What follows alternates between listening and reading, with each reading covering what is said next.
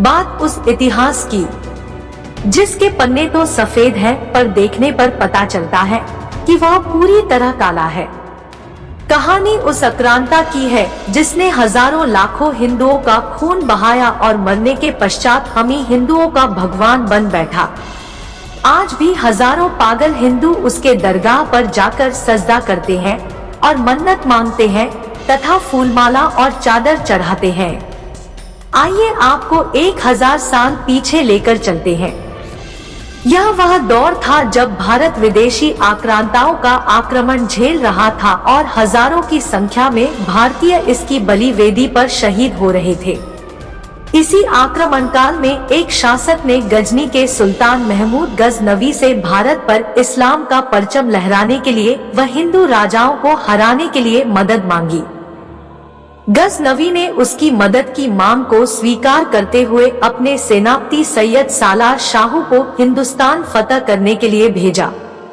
सैयद सालार शाहू ने हिंदुस्तान आते ही अजमेर के उन सभी हिंदू राजाओं पर आक्रमण कर दिया जिन्होंने इस्लाम का आधिपत्य अभी तक नहीं स्वीकार किया था। उसने उन सभी हिंदू राजाओं का बल एवं छल पूर्वक खूब कत्ले-आम किया। इस आक्रमण में हजारों हिंदू सालार साहू द्वारा शहीद कर दिए गए। सालार साहू के इस क्रूरता भरे अभियान को देखकर गजनवी बहुत ही खुश हुआ। उसने पारितोष के रूप में अपनी बहन सुत्र-ए-मुअल्ला का निकाह सालार शाहू के साथ कर दिया और उपाधि के तौर पर उसे गाजी के पद से नवाजा। गाजी उपाधि का क्या मतलब होता है, शायद बहुत कम ही लोग जानते होंगे।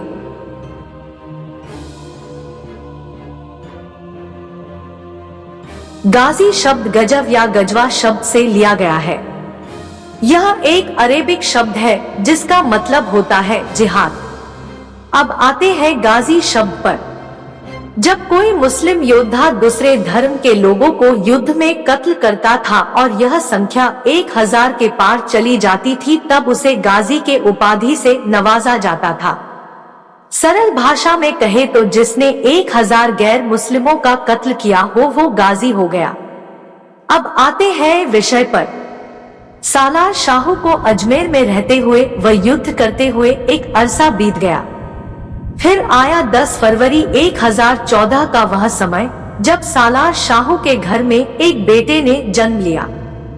सालार शाहू के बेटे व गजनवी के भांजे का नाम सैयद सालार मसूद रखा गया। सालार मसूद जैसे जैसे बड़ा होता गया, धार्मिक कट्टरता व धार्मिक उन्माद उसमें बढ़ता गया।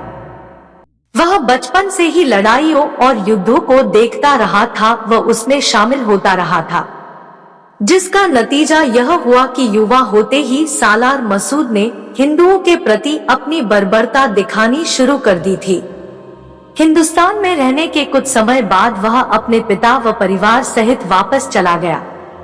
गजनी पहुंचकर वह गजनवी के सेना में शामिल हो गया व शीघ्र ही अपनी ताकत व धार्मिक उन्मादता के चलते गजनवी के सेना में उच्च पद पर पहुंच गया।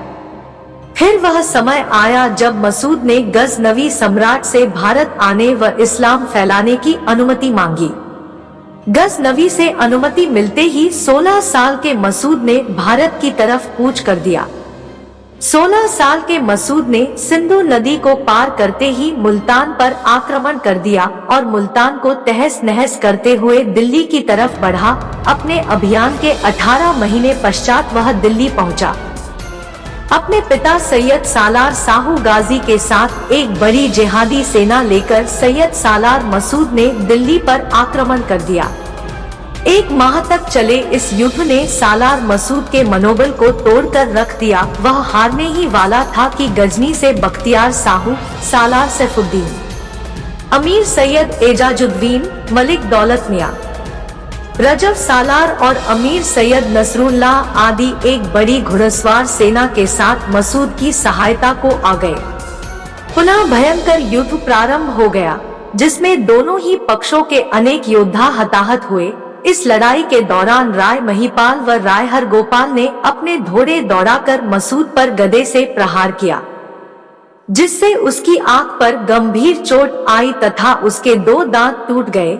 हालांकि ये दोनों वीर भी इस युद्ध में लड़ते हुए शहीद हो गए, लेकिन उनकी वीरता व असीम साहस अद्वितीय थी। मेरठ का राजा हरिदत्त मुसलमान हो गया तथा उसने मसूद से संधि कर ली। यही स्थिति बुलंदशहर व बदायूं के शासकों की भी हुई। कन्नौज का शासक भी मसूद का साथी बन गया। आथा सालार मसूद ने कन्नौज को अपना केंद्र बनाकर हिंदुओं के तीर्थ स्थलों को नष्ट करने हेतु अपनी सेनाएं भेजना प्रारंभ किया। इसी क्रम में मलिक फैसल को वाराणसी भेजा गया तथा स्वयं सालार मसूद सप्तऋषि, जिसे आज सत्रिक कहते हैं, की ओर बढ़ा। मिराते मसूदी के विवरण के अनुसार सत्रिक बाराबंकी हिंदुओं का एक बहुत बड़ा तीर्थ स्थल था। एक किंवदंती के अनुसार इस स्थान पर भगवान राम व लक्ष्मण ने शिक्षा प्राप्त की थी। यह 7 ऋषियों का स्थान था, इसीलिए इस स्थान का सप्तऋषि पड़ा था, जो धीरे धीरे सत्रिक हो गया। सालार मसूद विलग्राम, मल्लावा, हरदोई, संडीला, मलिहाबाद, अमेठी व लखनऊ होते हुए सत्रिक पहुंचा। उसने अपने गुरु सैयद इब्राहिम बारा हजारी को धुंधगढ़ भेजा, क्योंकि धुंधगढ़ के किले में उसके मित्र दोस्त मोहम्मद सरदार को राजा रायदीन दयाल व अजय पाल ने घेर रखा था। इब्राहिम बारा हजारी इतना क्रूर था कि वह जिधर से गुजरता गैर मुसलमानों का बचना मुश्किल था। बचता वही था जो इस्लाम स्वीकार कर लेता था। आईने मसूदी के अनुसार निशान सत्रिक से लहराता हुआ बारा हजारी का चला है। धुंधगढ़ को काफिला बारा हजारी का मिला, जो राह में मुनकिर उसे दोजक में पहुंचाया। बचा वह जिसने कलमा पढ़ लिया बारा हजारी का। इस लड़ाई में राजा दीनदयाल व तेज सिंह बड़ी ही वीरता से लड़े, लेकिन वीरगति को प्राप्त हुए, परंतु दीनदयाल के भाई राय करनपाल के हाथों इब्राहिम बारा हजारी मारा गया। कड़े के राजा देव नारायण और मानिकपुर के राजा भोजपात्र ने एक नाई को सैयद सालार मसूद के पास भेजा कि वह विष से बुझी नहन्नी से उसके नाखून काटे, ताकि सैयद सालार मसूद की एहलीला समाप्त हो जाए, लेकिन इलाज से वह बच गया। इस सदमे से उसकी मां खुतुर मोहल्ला चल बसी। इस प्रयास के असफल होने के बाद कड़े मानिकपुर के राजाओं ने बहराइच के राजाओं को संदेश भेजा कि हम अपनी ओर से इस्लामी सेना पर आक्रमण करें और तुम अपनी ओर से, इस प्रकार हम इस्लामी सेना का सफाया कर देंगे। परंतु संदेश वाहक सैयद सालार के गुप्तचरों द्वारा बंदी बना लिए गए। इन संदेशवाहकों में 2 ब्राह्मण और 1 नाई थे। ब्राह्मणों को तो छोड़ दिया गया, लेकिन नाई को फांसी दे दी गई। इस भेद के खुल जाने पर मसूद के पिता सालार साहू ने एक बड़ी सेना के साथ कड़े मानिकपुर पर धावा बोल दिया। दोनों राजा देवनारायण व भोजपत्र बड़ी वीरता से लड़े, लेकिन परास्त हुए। इन राजाओं को बंदी बनाकर सत्रिक भेज दिया गया। वहां से सैयद सालार मसूद के आदेश पर इन राजाओं को सालार सैफुद्दीन के पास बहराइच भेज दिया गया। जब बहराइच के राजाओं को इस बात का पता चला तो उन लोगों ने सैफुद्दीन को घेर लिया। इस पर सालार मसूद उसकी सहायता हेतु बहराइच की ओर आगे बढ़े। इसी बीच उसके पिता सालार साहू का निधन हो गया। बहराइच के राजवंशी नागवंशी क्षत्रिय शासक भगवान सूर्य एवं भगवान शिव के उपासक थे। बहराइच में सूर्य कुंड पर स्थित भगवान सूर्य के मूर्ति की वे पूजा करते थे। उस स्थान पर प्रत्येक वर्ष ज्येष्ठ मास में प्रथम रविवार को, जो बृहस्पतिवार के बाद पड़ता था, एक बड़ा मेला लगता था। यह मेला सूर्य ग्रहण, चंद्र ग्रहण तथा प्रत्येक रविवार को भी लगता था। वहाँ यह परंपरा काफी प्राचीन थी। यहाँ बालार्क मंदिर था व मंदिर के परिसर में सूर्य कुंड था। भगवान सूर्य के प्रताप से इस कुंड में स्नान करने वाले कुष्ठ रोग से मुक्त हो जाया करते थे। बहराइच को पहले ब्रह्माइच के नाम से जाना जाता था। सालार मसूद के बहराइच आने के समाचार पाते ही बहराइच के राजा गण, राजा राय, राजा सायब, अर्जुन भीखन गंग, शंकर, करण, बीरबर, जयपाल, श्रीपाल, हरपाल, हरखू, जोधारी व नरसिंह महाराजा सुहेलदेव राज के नेतृत्व में लामबंद हो गए।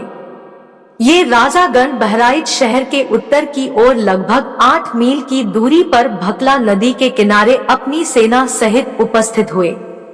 अभी ये युद्ध की तैयारी कर ही रहे थे कि सालार मसूद ने उन पर रात्रि में ही आक्रमण कर दिया। मगरिब की नमाज के बाद अपनी विशाल सेना के साथ वह भकला नदी की ओर बढ़ा और उसने सोती हुई हिंदू सेना पर आक्रमण कर दिया। इस अप्रत्याशित आक्रमण में दोनों ओर के अनेक सैनिक मारे गए और बहराइच की इस पहली लड़ाई में सालार मसूद विजयी रहा। पहली लड़ाई में परास्त होने के पश्चात पुनः अगली लड़ाई हेतु हिंदू सेना संगठित होने लगी। उन्होंने रात्रि में आक्रमण की संभावना पर ध्यान नहीं दिया। उन्होंने राजा सुहेलदेव राजपासी के परामर्श पर आक्रमण के मार्ग में हजारों विषबुझी कीले धरती में छिपा कर गाड़ दी। ऐसा रातों रात किया गया। इसका परिणाम यह हुआ कि जब मसूद की घुड़सवार सेना ने पुनः रात्रि में आक्रमण किया तो वे इनकी चपेट में आ गए। हालांकि हिंदू सेना इस युद्ध में भी परास्त हो गई, लेकिन इस्लामी सेना के 1/3 सैनिक इस युक्ति प्रधान युद्ध में मारे गए। भारतीय इतिहास में इस प्रकार युक्तिपूर्वक लड़ी गई यह एक अनूठी लड़ाई थी। 2 बार धोखे का शिकार होने के बाद हिंदू सेना सचेत हो गई तथा महाराजा सुहेलदेव राज के नेतृत्व में निर्णायक लड़ाई हेतु तैयार हो गई। कहते हैं इस युद्ध में प्रत्येक हिंदू परिवार से युवा हिंदू इस लड़ाई में सम्मिलित हुए। महाराजा सुहेलदेव राज के शामिल होने से हिंदुओं का मनोबल बढ़ा हुआ था। लड़ाई का क्षेत्र चिंतौरा झील से हठीला और अनारकली झील तक फैला हुआ था। जून 1034 को हुई इस लड़ाई में सालार मसूद ने दाहिने पार्श्व की कमान मीर नसरुल्लाह को तथा बाएं पार्श्व मैसरा की कमान सालार रज्जब को सौंपा तथा स्वयं केंद्र कल्ब की कमान संभाली और भारतीय सेना पर आक्रमण करने का आदेश दिया। इससे पहले हिंदू सेना के सामने हजारों गायों व बैलों को छोड़ा गया ताकि हिंदू सेना प्रभावी आक्रमण न कर सके, लेकिन महाराजा सुहेलदेव राज की सेना पर इसका कोई भी प्रभाव न पड़ा। वे भूखे सिंहों की भांति इस्लामी सेना पर टूट पड़े। मीर नसरुल्लाह बहराइच के उत्तर में 12 मील की दूरी पर स्थित ग्राम दिकोली के पास मारे गए। सैयद सालार मसूद का भांजा सालार मियां रज्जब भी इस युद्ध में मारा गया। सैयद सालार मसूद भी इस युद्ध में मारा गया। राजा सुहेलदेव राज के एक बाण ने मसूद के गले को भेद कर उसकी यह लीला समाप्त कर दी। इस युद्ध में मुस्लिम सेना का एक भी सैनिक जीवित नहीं बचा। मसूद का समूचे भारत को इस्लामी रंग में रंगने का सपना अधूरा ही रह गया। बहराइच का यह युद्ध 14 जून 1033 को समाप्त हुआ। बहराइच के नजदीक इसी मुगल आक्रांता सैयद सालार मसूद तथाकथित गाजी बाबा की कब्र बनी। जब फिरोज शाह तुगलक का शासन समूचे इलाके में पुनः स्थापित हुआ तब वह बहराइच आया और मसूद के बारे में जानकारी पाकर प्रभावित हुआ और उसने उसकी कब्र को एक विशाल दरगाह और गुम्बज का रूप देकर सैयद सालार मसूद को एक धर्मात्मा के रूप में प्रचारित करना शुरू किया कि एक ऐसा इस्लामी धर्मात्मा जो भारत में इस्लाम का प्रचार करने आया था। मुगल काल में धीरे धीरे यह किंवदंती का रूप लेता गया और कालांतर में सभी लोगों ने इस गाजी बाबा को पहुंचा हुआ पीर मान लिया तथा उसकी दरगाह पर प्रतिवर्ष एक उर्स का आयोजन होने लगा जो कि आज भी जारी है। इस समूचे घटनाक्रम को यदि ध्यान से देखा जाए तो कुछ बातें मुख्य रूप से स्पष्ट होती है। महमूद गजनवी के इतने आक्रमणों के बावजूद हिंदुओं के पहली बार संगठित होते ही एक क्रूर मुगल आक्रांता को बुरी तरह से हराया गया। अर्थात यदि हिंदू संगठित हो जाएं तो उन्हें कोई रोक नहीं सकता। एक मुगल आक्रांता जो भारत को इस्लामी देश बनाने का सपना देखता था, आज की तारीख में एक पीर शहीद का दर्जा पाए हुए है और दुष्प्रचार के प्रभाव में आकर मूर्ख हिंदू उसकी मजार पर जाकर मत्था टेक रहे हैं। मुगल शासनकाल होने के कारण तुलसीदास ने मुस्लिम आक्रांताओं के बारे में ज्यादा कुछ नहीं लिखा है, लेकिन फिर भी बहराइच में जारी इस भेड़चाल के बारे में वे अपनी दोहावली में कहते हैं। लही आखी कब आंधरे, बाज पूत कब ल्याई, कब कोढ़ी काया लही, जग बहराइच जाई। अर्थात पता नहीं कब किस अंधे को आंख मिली, पता नहीं कब किसी बाज को पुत्र हुआ, पता नहीं कब किसी कोढ़ी की काया निखरी, लेकिन फिर भी लोग बहराइच जाते हैं। आशा है यह जानकारी भरा विषय आपको पसंद आया होगा। धन्यवाद।